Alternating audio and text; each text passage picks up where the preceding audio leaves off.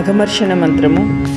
ఓం ఋతం చ సత్యం చ విద్యాత్తపసోऽధ్యజాయత తతో రాజ్ఞజాయత తతః సముద్రో అర్ణవః సముద్రాదర్ణవాదధి సంవత్సరో అజాయత అహోరాత్రాణి విదదద్విశ్వస్య మిషతో వసి సూర్యాచంద్రమసౌ ధాతా యదా పూర్వమకల్పయత్ దివం చ పృథివీం చాంతరిక్షమధుస్వః.